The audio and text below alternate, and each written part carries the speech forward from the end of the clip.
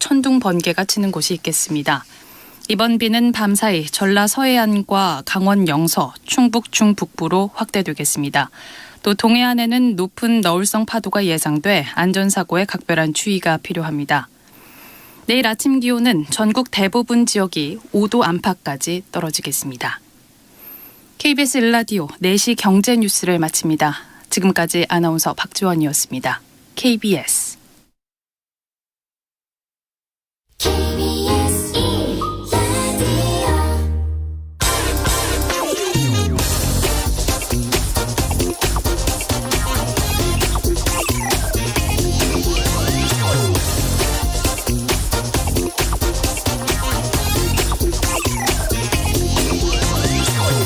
카카오에서 분사한 카카오페이가 오늘 증시에 상장됐습니다. 상장되자마자 공모가의 2배 수준으로 주가가 올랐다고 합니다. 카카오뱅크나 카카오게임즈도 카카오에서 독립한 상장사들이고 지난해 대박을 낸 SK바이오팜, SK바이오사이언스 이런 회사들도 모두 SK에서 분사해서 상장됐습니다. 또 LG화학도 주력 사업인 배터리 부문을 따로 떼어내서 지금 상장을 눈앞에 두고 있습니다. 이렇게 대기업들이 돈 되는 사업 부문을 자회사로 독립시켜서 상장하는 일은 한국에서 매우 흔한 일입니다. 상장시키면 매우 큰 돈이 들어오기 때문이죠.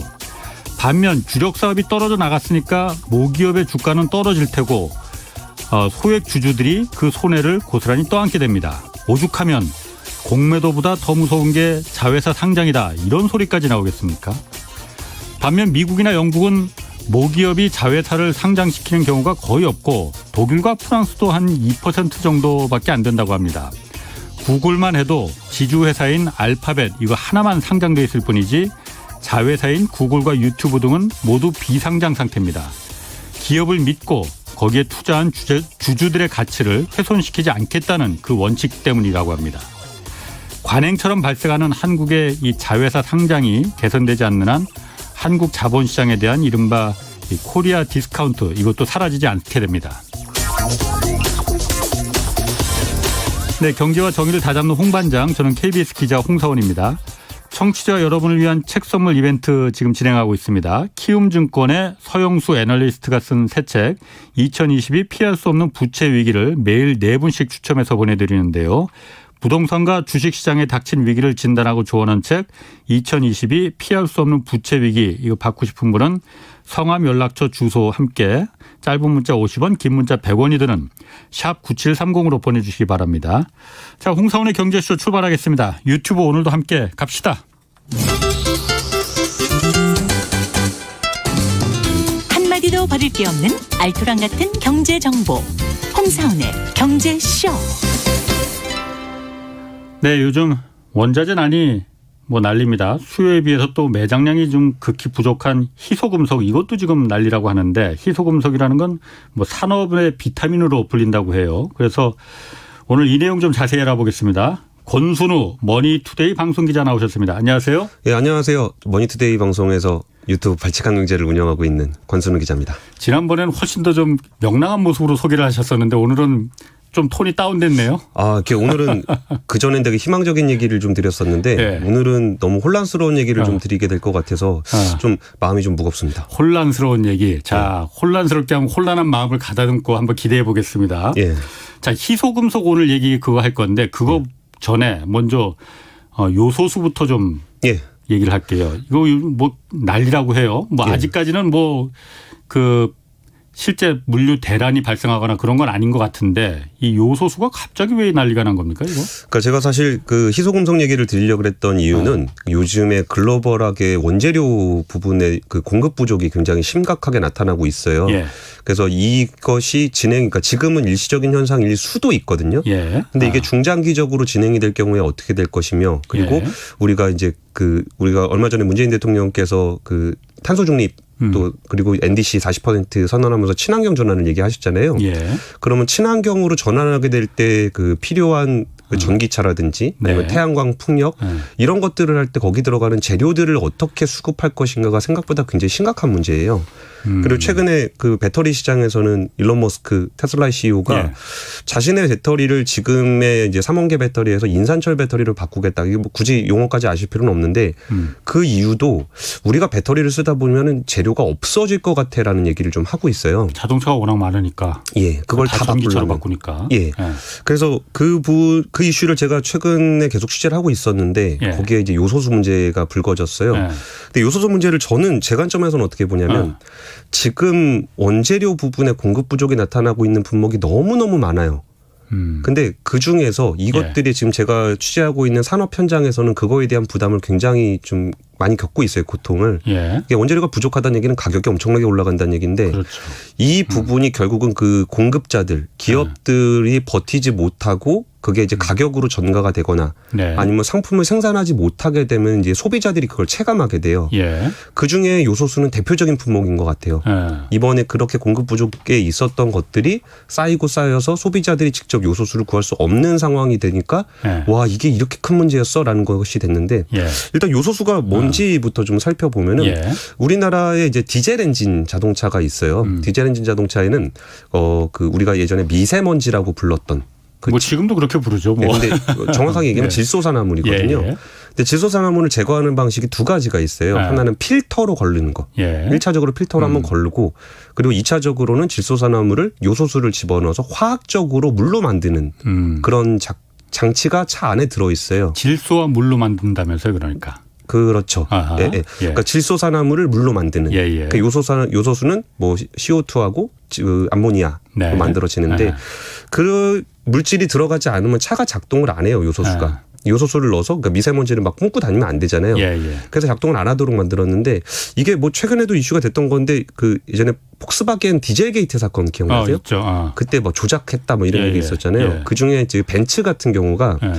요소수를 꼭 반드시 넣어야 되는데 얘를 넣고 다니려면 이게 그 요소수 통이 크잖아요. 예. 그러면 그거를 좀 조금 쓰려고 예. 이거를 조금만 분사하도록 조작했던 사건도 있었어요. 그래서 연비를 높이고 뭐 이런 거예요, 그러면은? 그렇죠. 아무래도 무게가 좀 줄어들고 예, 공간 예. 활용도가 좋아지니까. 예. 그러니까 최근에 나온 디젤차 같은 경우는 요소수를 필수적으로 갖춰야 되고 예. 이걸 갖추지 않은 경우에는 아까 벤츠 같은 그 처벌을 받게 돼요. 예. 그리고 이제 대형 트럭들 같은 경우는 미세먼지 질소산화물이 많이 나오기 때문에 요소수가 없이는 주행을 할 수가 없어요. 예. 근데 이게 요소수가 지금 가격이 뭐 최근에 뭐 업체마다 좀 다르긴 하지만 10리터에 한 10,000원 하던 게 거의 10만 원까지 가기도 하고 예. 이 10만 원이 문제가 아니라 아까 가격이 올라간다는 얘기는 물량 구하기가 힘들다는 그렇지. 거잖아요. 그렇죠. 그러니까 아예 물량을 구할 수 없는 상황이 되고 있어요. 그래서 이제 부랴부랴 정부도 이제 뭐 지금 중국 쪽에서 수출을 안 해서 그런 문제가 생기는 건데 예.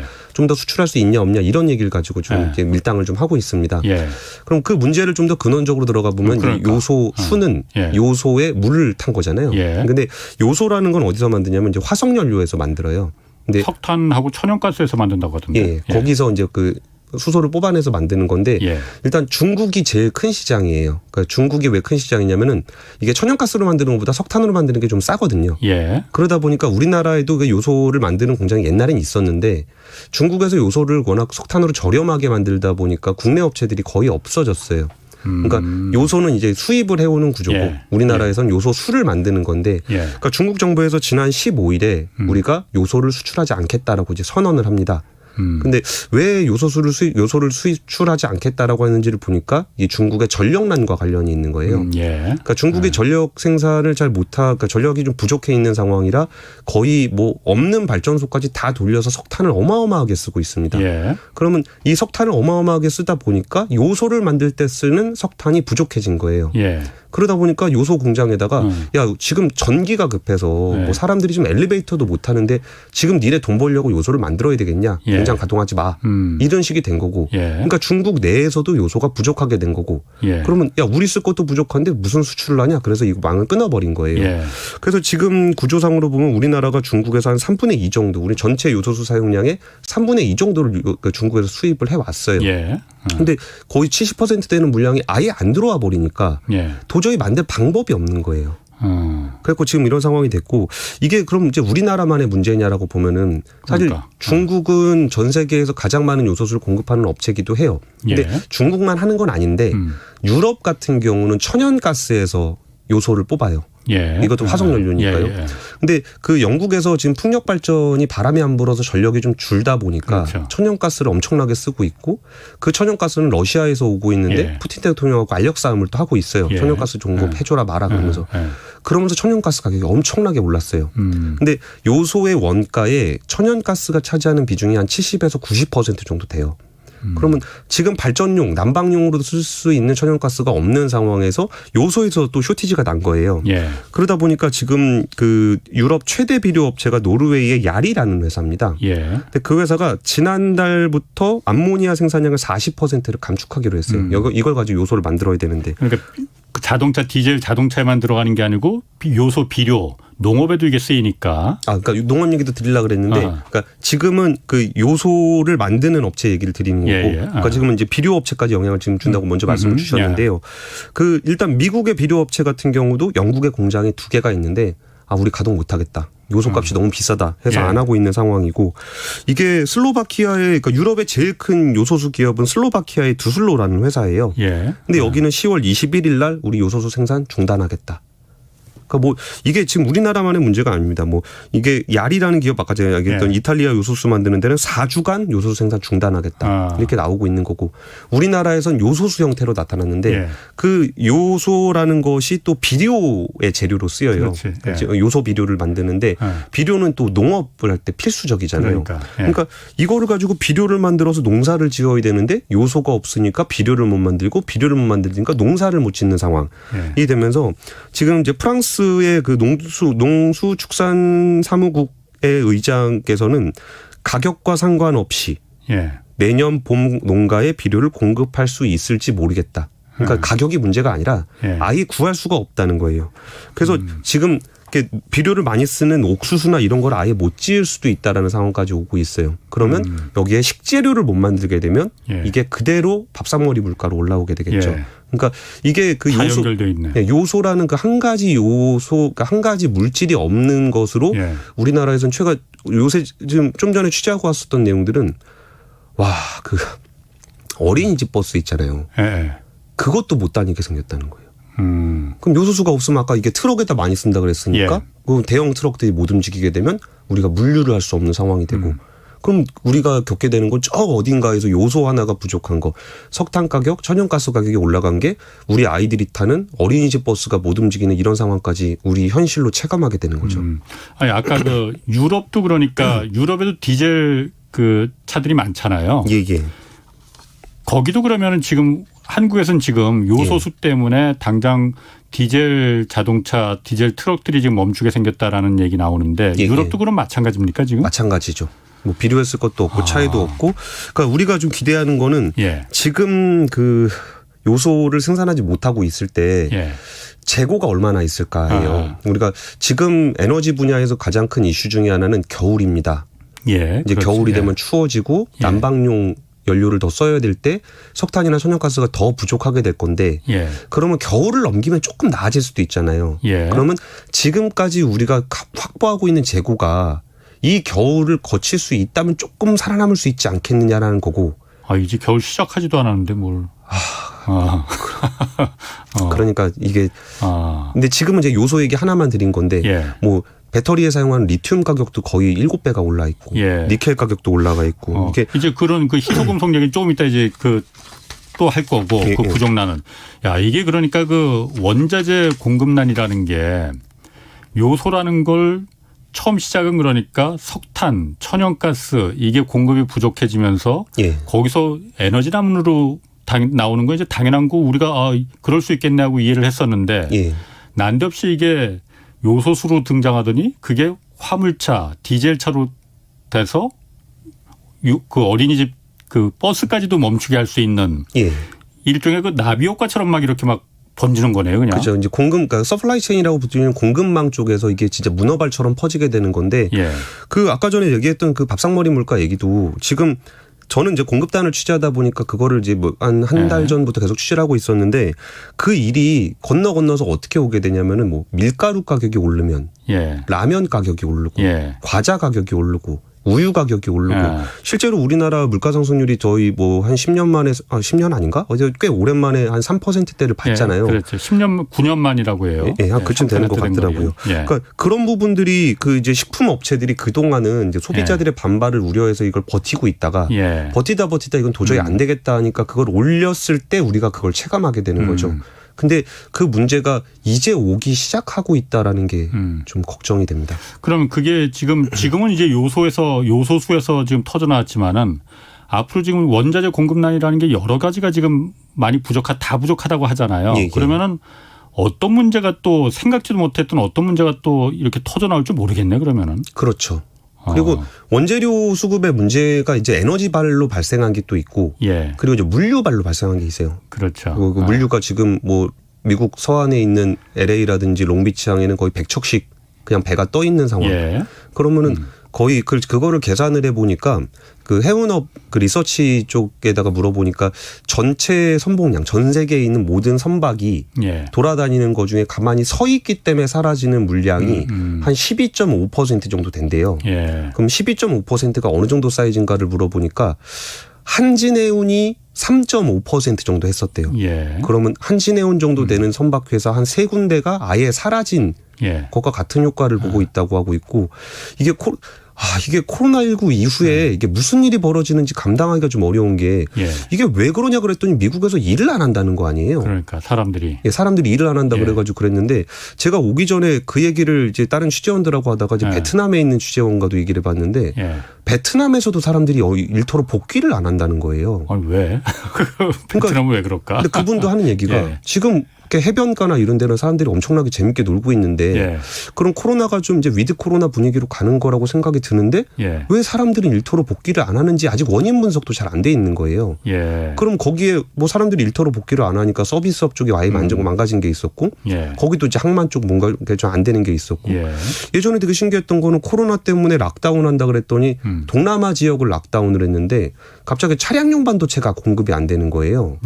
차량용 반도체 얘기는 우리가 보통 대만의 TSMC를 떠올렸었는데 우리가 이제서야 거기도 이게 있어서 싶은 게 말레이시아 수출 품목 1위가 전자제품입니다. 맞습니다. 거기에 반도체 후공정이 거기 있어서 그렇다고 그랬고 우리가 평소에 잘 돌아갈 때는 있는지 없는지 굳이 확인할 필요도 없었던 그런 일들이 갑자기 여기서 터지니까 이게 나비 효과처럼 빠바바바바 터져나가는 일이 어디까지 반복될지를 좀 예상하기가 좀 어려운 것 같아요. 자, 그러면은 오늘 이제 희소금속 얘기 이것도 지금 공급난이 지금 이제 시작된다고 하잖아요. 일단 희소금속이라는 게 뭔지 희토류 그거하고는 좀 다른 건가요, 이게? 그냥 같이 생각하셔도 될 것 같아요. 그냥 그 희귀금속, 희토류 뭐 이런 것들을 결국 아까 얘기했던 그 요소라 이런 것들도 다 원자재고 광물에서 나오는 것들이 많거든요. 화학작용들이 있고. 그래서 그 일들이 지금 나타나고 있는 글로벌 공급망의 문제가 앞으로 어떤 식으로 펼쳐질 수 있을까에 대한 고민을 좀 해봤어요.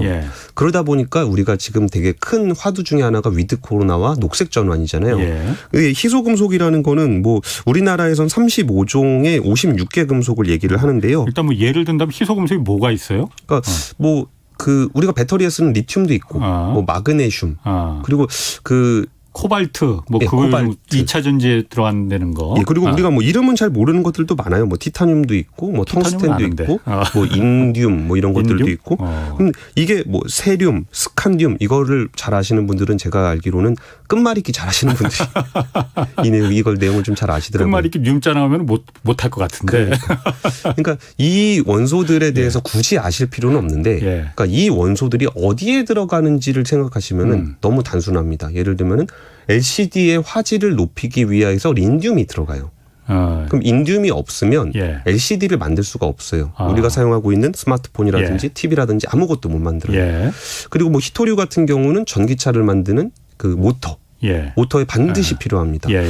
그리고 뭐 그 코발트나 뭐 니켈 같은 경우는 뭐 니켈은 희귀 금속은 아닌데 좀 매장량이 좀 있긴 한데 이런 부분은 전기차 배터리에 들어가고 그렇죠. 뭐 마그네슘 같은 것들도 있고 뭐 텅스텐 이런 것들이 많이 있습니다. 그러니까 이거는 우리가 사용하는 거의 모든 전자기기 그리고 우리가 앞으로 점점 더 많이 만들어야 되는 풍력 터빈이라든지 전기차라든지 아니면은 태양광 패널이라든지 이런 모든 곳에 들어가는 재료라고 보시면 돼요. 이 중에 하나가 쇼티지가 나면 요소에서 시작한 문제가 이렇게 확산이 됐던 것처럼 이런 거 하나하나가 쇼티지가 나면 우리의 어떤 전자기기 뭐 친환경 그 기술들을 아무것도 사용하지 못하는 일이 벌어질 수도 있어요. 그게 그럼 지금 공급 부족이 그 쇼티지가 징후가 보이고 있는 겁니까?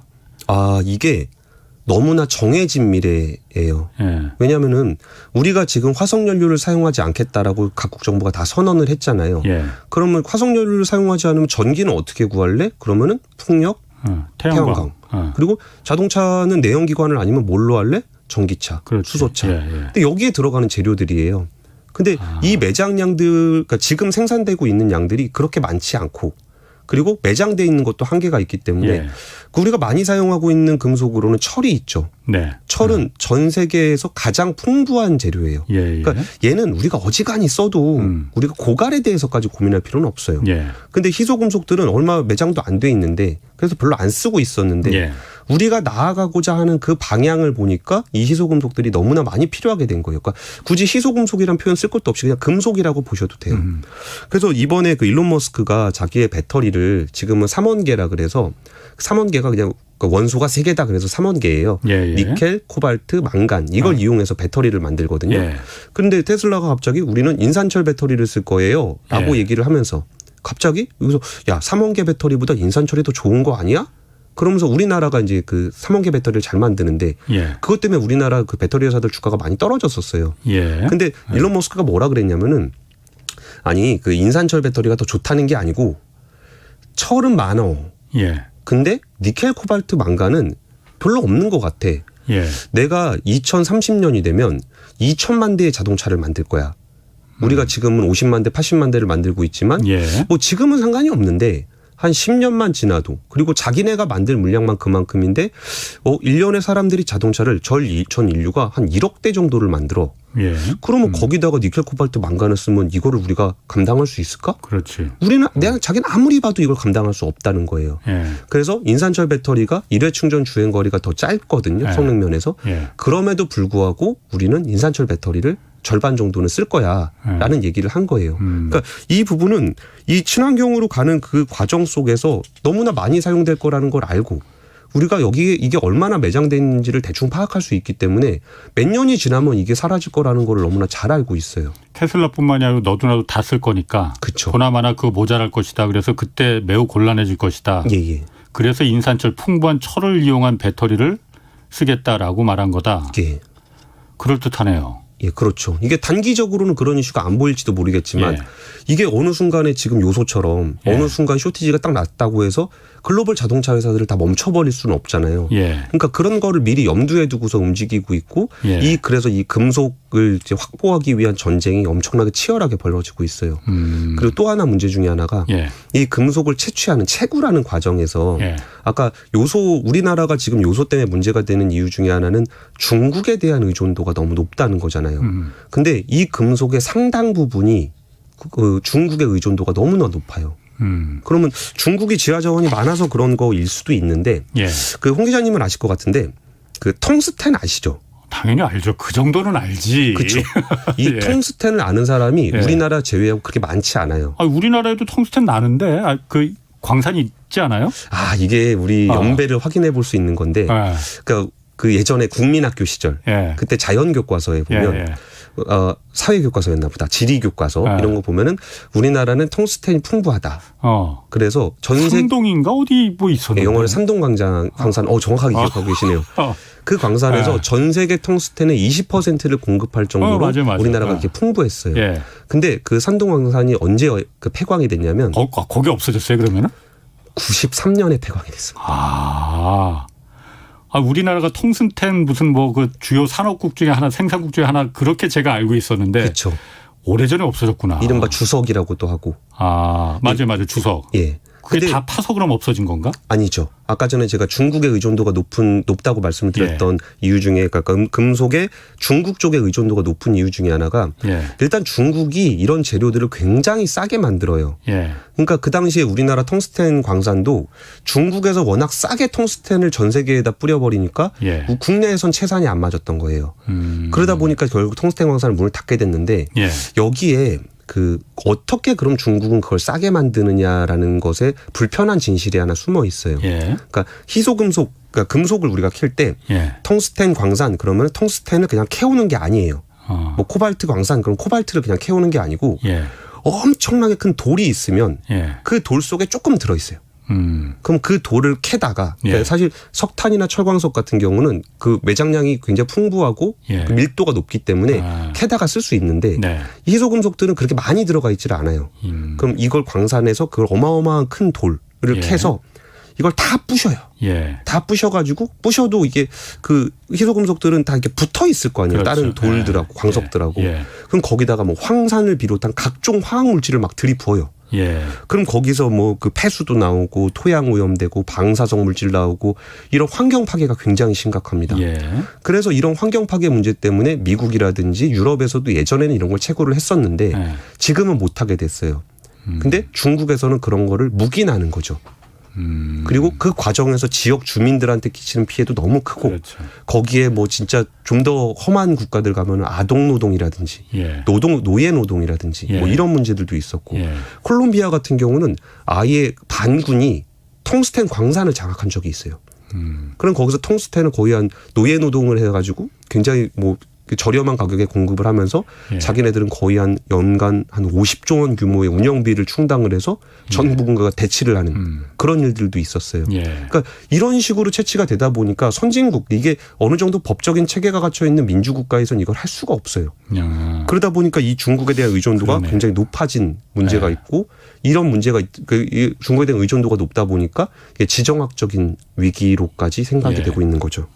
코발트도 그렇다고 제가 한번 기사를 읽은 것 같아요. 코발트가 콩고 공화국에서 아마 이게 가장 많이 생산된다고 하는데 거기도 역시 마찬가지로 좀 문제가 있다고 그러더라고요. 채굴 과정에서. 거기도 진짜 심각한 나라인데요. 그러니까 민주 콩고에서 만들고 있는데 거기서도 예전에 그 반군들이 그 정부군과 싸워서 코발트 광산을 점령한 적이 있거든요. 근데 그 당시에 그 반군을 지원했던 게 그 당시에 소련이었어요.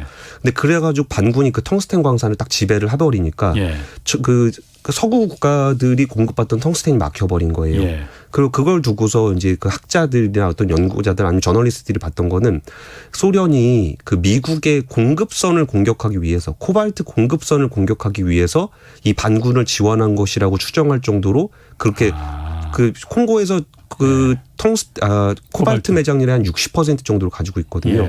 거기가 얼마나 험한 그 국가냐면은 일단 아동노동 이거는 기본이고 그리고 거기서 뭐 이렇게 그 반군이 만약에 광산을 지배하면은 글로벌 그 코발트 가격이 내려가요. 왜냐하면 막 갖다 팔거든요. 근데 분쟁이 없어지면 그걸 딱 팔아서 그걸로 무기 사고 해야 되잖아요. 그렇죠. 분쟁이 없어져서 정부가 여기를 장악하게 되면은 우리의 그러니까 우리의 그 중요한 자원이기 때문에 이걸 아껴 써야 된다. 그래서 코발트 가격이 올라가요. 그러니까 이런 상황이 될 정도로 코발트 되게 심해서 그 전 세계 분쟁 강물이 4가지가 있는데 그 분쟁 강물 4가지가 다 콩고에서 나오는 거고 코발트는 분쟁 광물은 아니에요. 콩고에서 나오는데. 근데 그거를 또 어떻게 해석하냐면은 사실은 분쟁 광물로 지정을 해야 되는 게 맞는데 분쟁 광물을 지정을 해버리면 선진국에 있는 기업들이 거기서 살 수가 없어요. 그러다 보니까 이거는 이거 안 사고는 못 살 것 같다 그래가지고 콩고의 코발트는 분쟁 광물 그 경계선에서 분쟁 광물로 지정을 안 할 정도로 되게 필수적인 소재가 되는 거죠. 그렇군요. 지금 그 3412님이 건설 현장에 계시다는데 굴삭기에서도 요즘 요소수 못 구해서 난리입니다. 이런 의견 보내주셨는데 이게 지금 옛날에 그럼 우리가 그 요소 암모니아 옛날에 우리도 생산을 했었다면서요. 그러니까 생산 공장들이 있었다는 거잖아요. 그러면은 우리나라에 지금 그 석탄도 나잖아요. 지금 유병철님, 5557님 이런 분들이 좀 물어보셨는데 그런 석탄에서 지금이라도 그러면은 생산을 다시 할 수는 시간이 좀 걸리려나 그러면요? 이게 제가 아까 불편한 진실이라고 말씀을 드렸잖아요. 예. 이게 그 과정에서 그거 다 때려 부시고 뭐 잘게 예. 쪼개서 예. 그걸 녹이고 하는데 이걸 비유를 그런 식으로도 하더라고요. 이게 예. 빵을 만들 때 예. 뭐 밀가루에다가 이렇게 뭐 이렇게 섞어가지고 반죽을 해서 거기다 예. 소금을 넣어가지고 빵을 만드는 과정이 있고 예.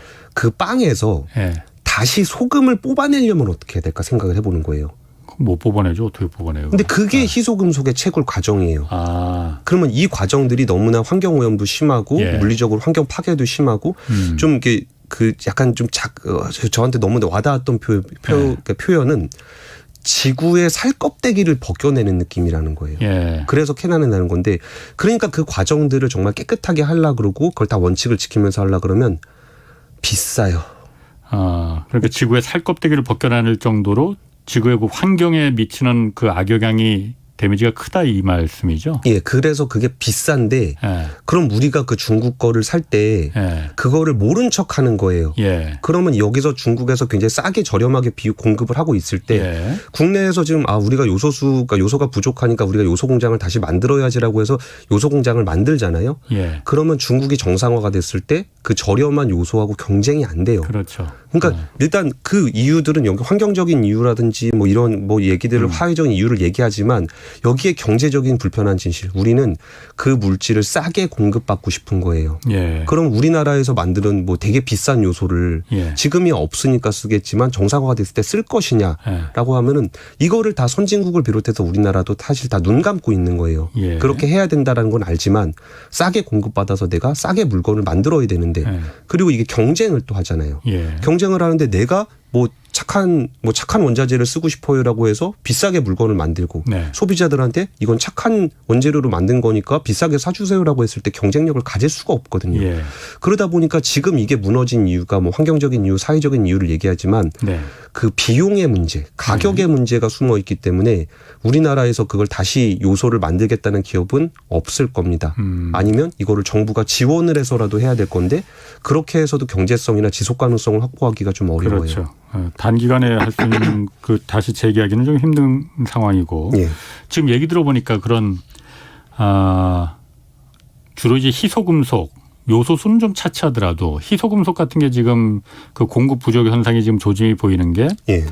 산업이 지금 그린 에너지 전환 이쪽으로 가다 보니까 뭐 자동차도 그렇고 그냥 직접적인 에너지, 예. 전력, 이제 태양광, 풍력 이쪽으로 가다 보니까 거기에 이제 희소금속들 수요가 많이 있더라라는 거잖아요. 거기다 뭐 스마트폰, TV, 우리가 쓰는 거의 모든 가전제품, 그러니까 디지털 전환을 한다고 했을 때 사용되는 그 수많은 기기에도 다 들어가요. 그러면 이런 게 어쨌든 그렇다고 해서 그린, 친환경, 뭐 ESG 이걸 갖다가 지금 다시 멈출 수는 없는 거 아니에요. 그쵸. 그렇다고 해서 이것 때문에. 예. 그러면 그 공급 부족 때문에 이런 이쪽 산업에 대해서 아니면 그 파급되는 다른 전 산업에 거쳐서 이 인플레이션이 이 희소금속 그 공급 부족 때문에 발생할 가능성도 뭐 없지 않을 것 같은데요? 예, 맞아요. 그래서 제가 오늘 이 주제를 가지고 왔던 거고 요소수 문제와 함께 같이 생각해 볼 수 있는 주제라고 생각을 했어요. 예. 그러니까 이 문제가 사실 우리나라에서도 걱정이 돼서 지난 8월에 예. 정부에서 희소금속 산업발전대책 2.0을 발표를 했어요.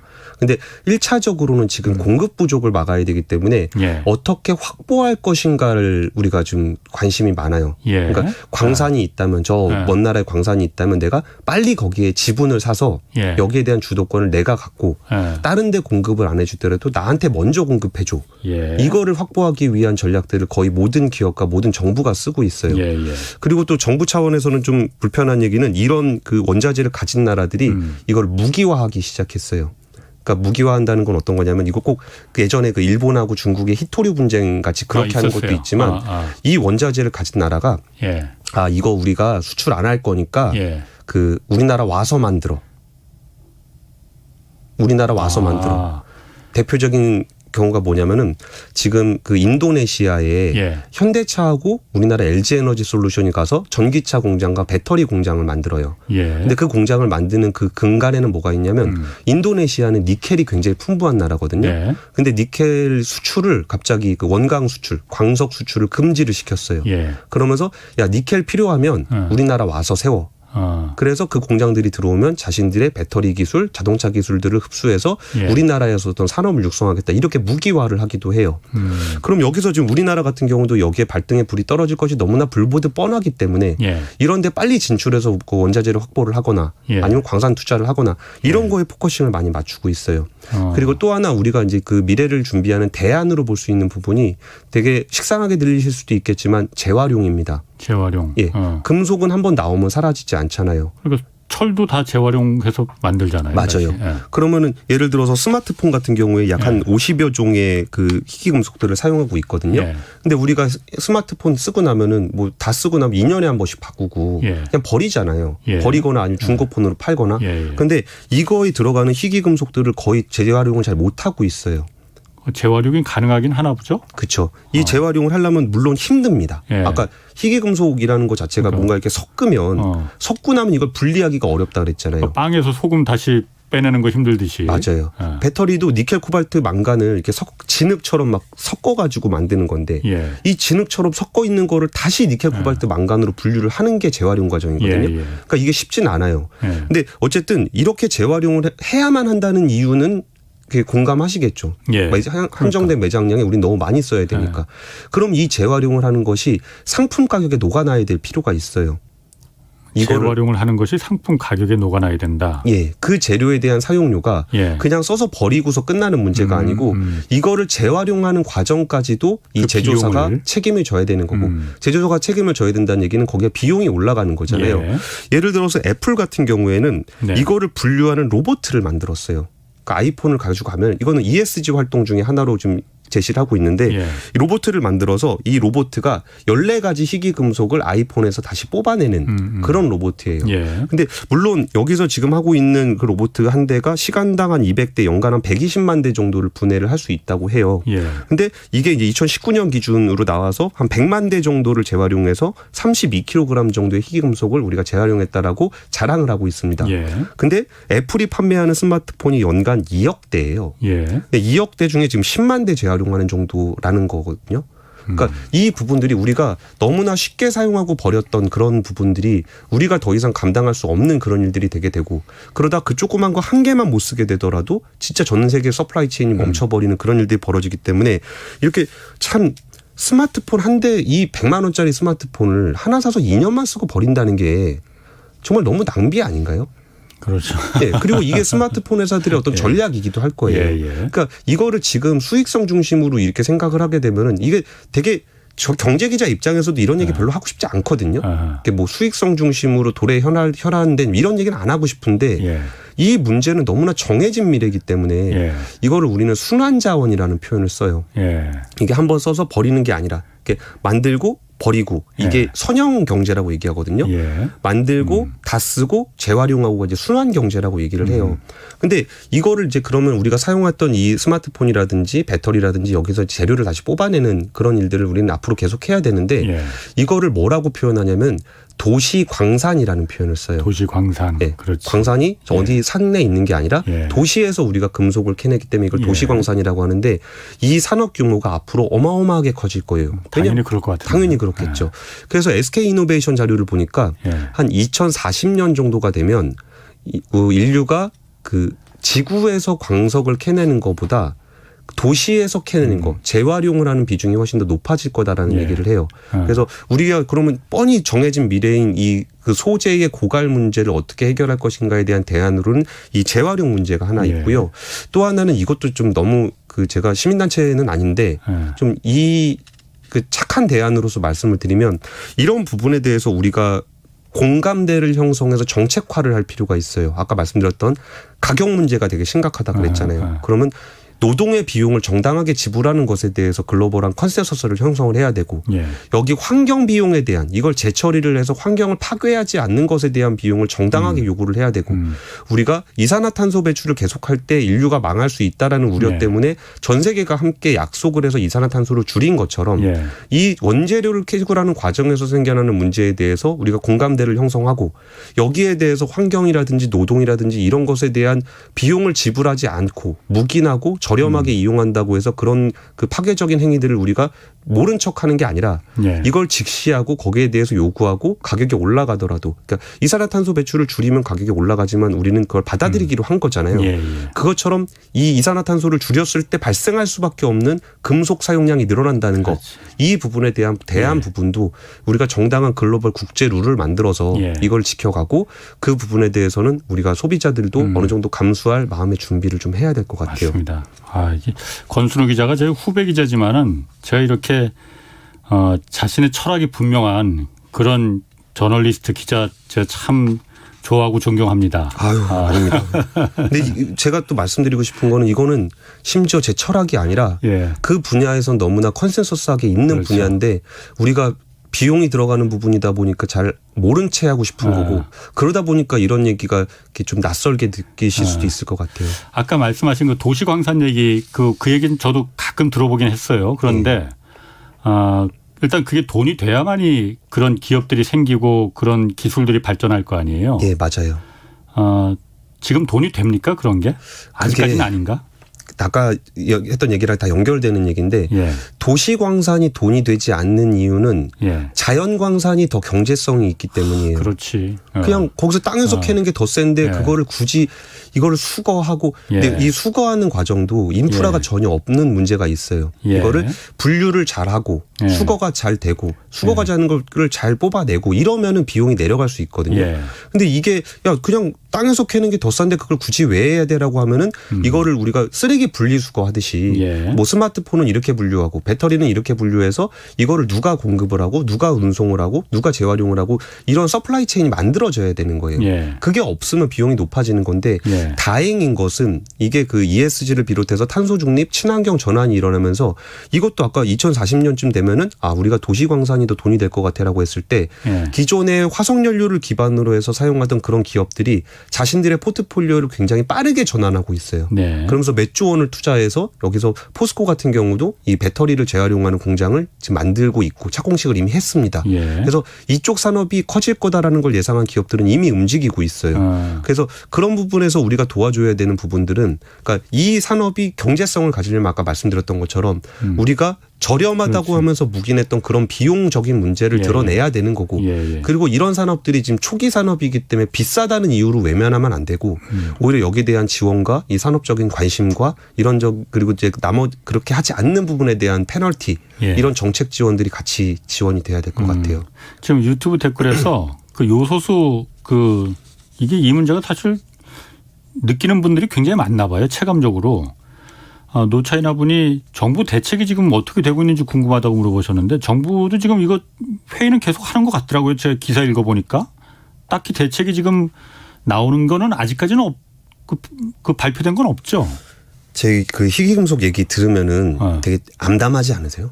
암담하기보다는 그래도 어떻게 되겠지? 이런 막연한 기대 같은 건 있거든요. 예. 근데 이게 예. 재료가 없으면 예. 방법이 없어요.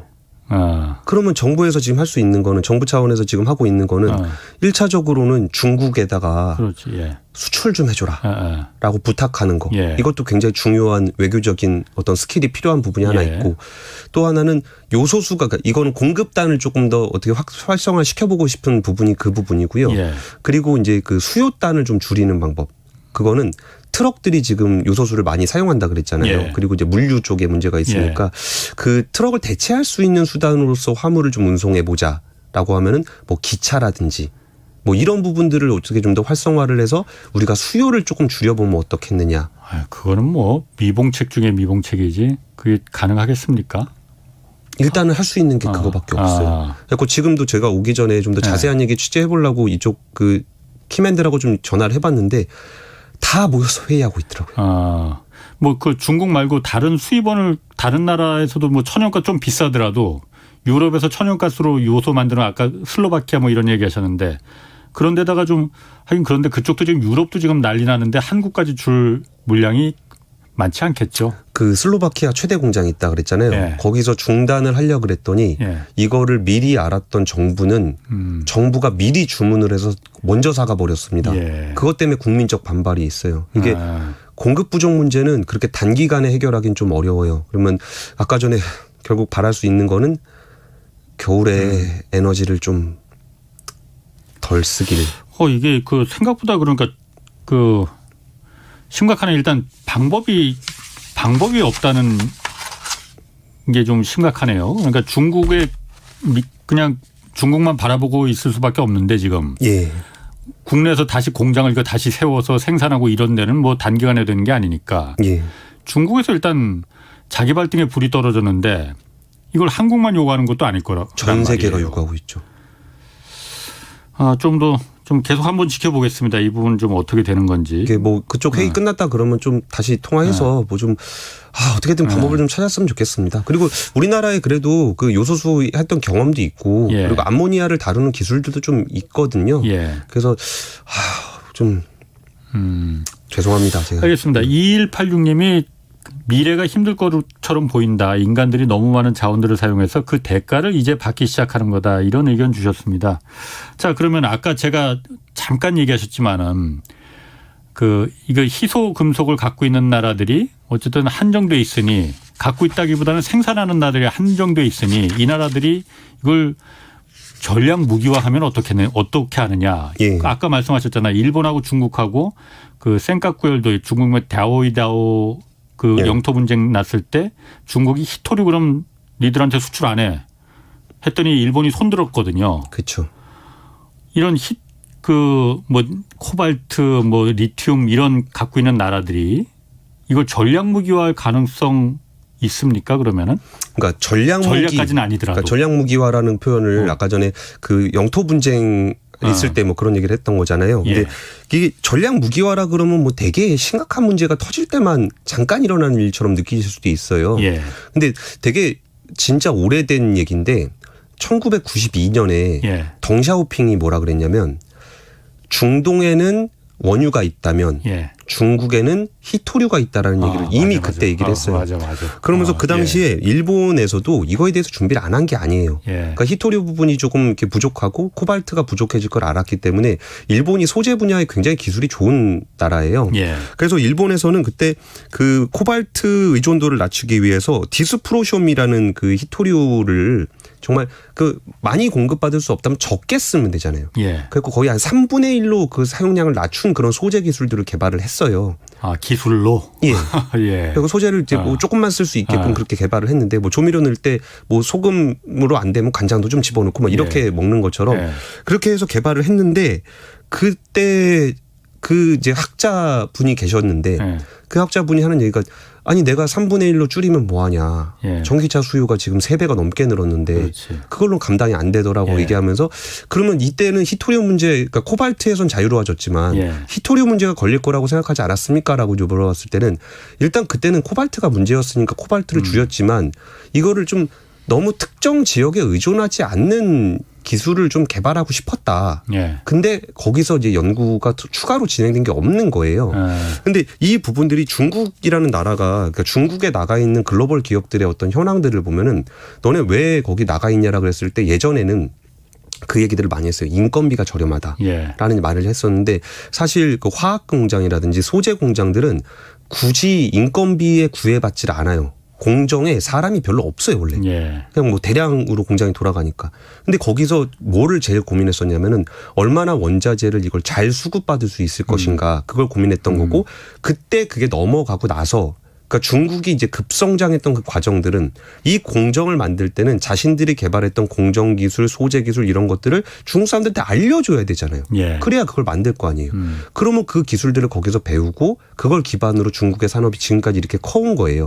이 과정들을 이미 그 소재를 가지고 있는 회사들이 다 봤어요. 그러니까 인도네시아 같은 경우도 원강 수출하다가 이번에는 야 그럼 원강 수출할 게 아니고 우리가 배터리도 하고 전기차도 해보자. 이렇게 하니까 우리나라 같은 원자재가 없는 기업들은 이렇게 가게 되는 거고. 그리고 이게 그 우리나라 같은 경우도 그 텅스텐 얘기 아까 드렸잖아요. 이 그 텅스텐 광산이 다시 문을 열 계획을 갖고 있어요. 상동광산이. 예.